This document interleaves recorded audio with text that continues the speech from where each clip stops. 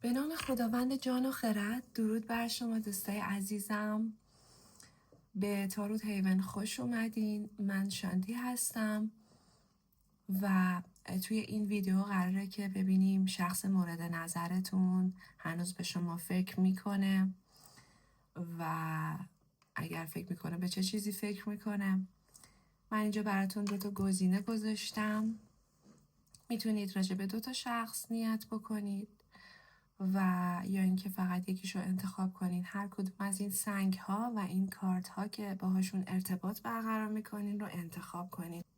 این سنگ زیبای obsidian هست و این هم دکی که قراره بهش استفاده کنم. سنگ زیبای جاسپر آبی هست یا آکوا جاسپر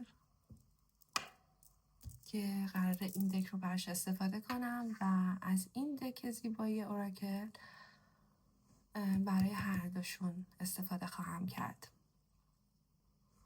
با سنگ بلو جاسپر شروع میکنم. ببینیم که چه اتفاقاتی، یعنی در واقع شخص مد نظرتون آیا به شما فکر میکنه و اگر آره به چه چیزهایی. به اون شخص فکر کنید دوست عزیزم و سعی کنید که یک خاطره خوب که تو ذهنتون حک شده و یا آخرین خاطره‌ای که با هم داشتین، آخرین دیداری که با هم داشتین، آخرین صحبت رو باید بیارین و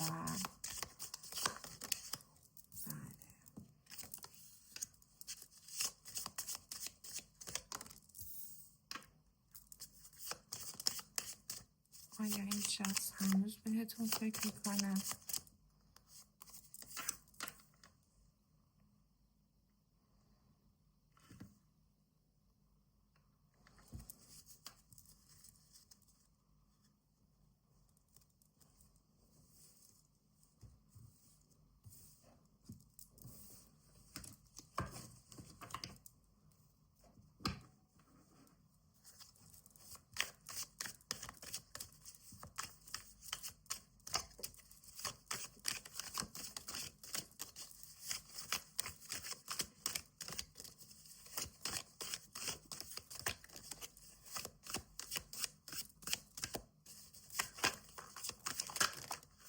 شخص مورد نظر دوستانم آیا هنوز بهشون فکر میکنه؟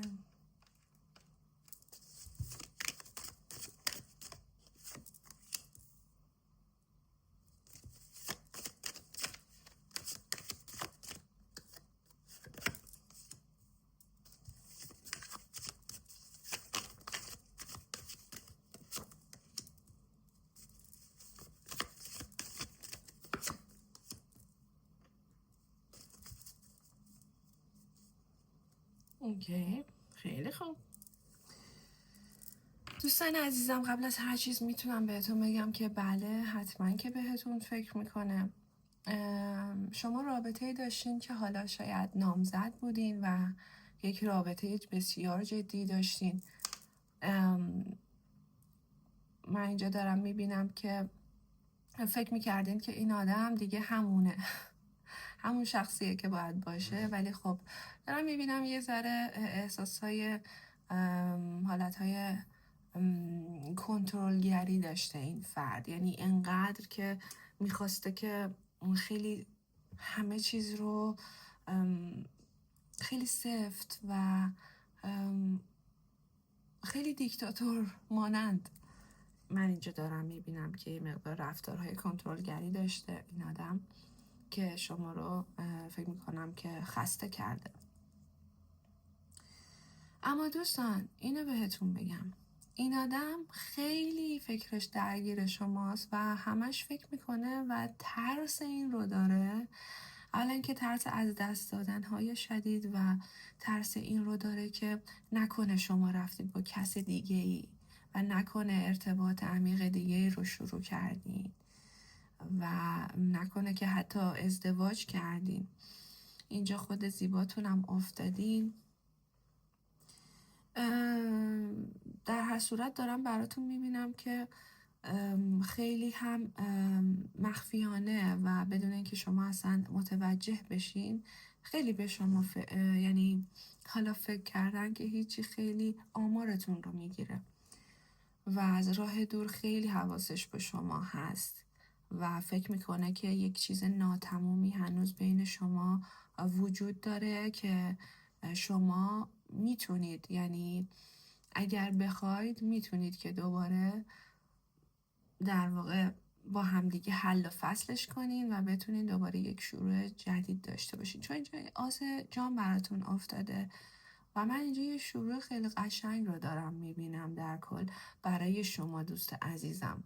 حالا اگر که خب چون ما با نیت این آدم گرفتیم امکانش هستش که بیاد به صورت خیلی یه دفعه‌ای بخواد که بیاد و با شما بخواد حرف بزنه و حتی گاهن به این فکر میکنه که شاید تقصیر من بوده که واقعا این کارو کردم که شما رو آزار دادم و توی تنهایی خودش میدونه که شرایطش چجوری هست و چرا شما رو از دست داده.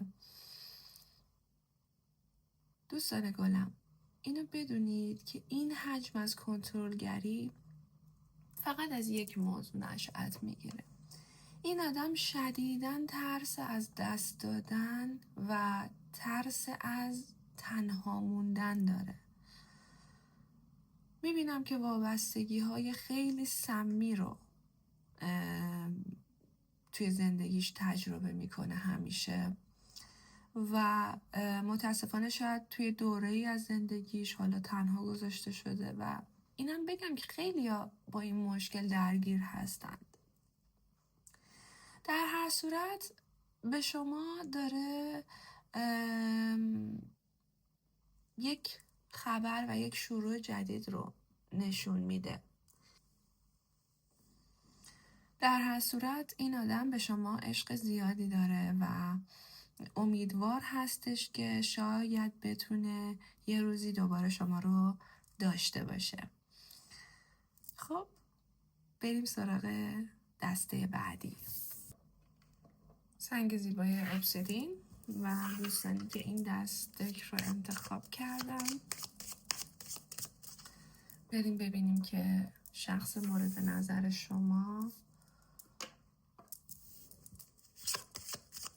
آیا هنوز به شما فکر میکنه؟ آیا شخص مد نظر دوستانم که سنگ ابسیدین رو انتخاب کردن؟ بله.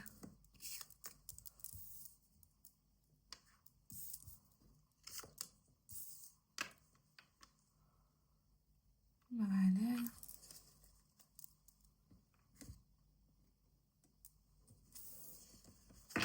چه جالب، پشت دست سری قبلم همین کار در من.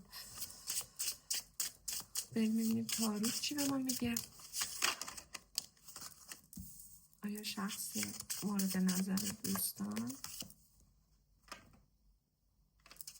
هنوز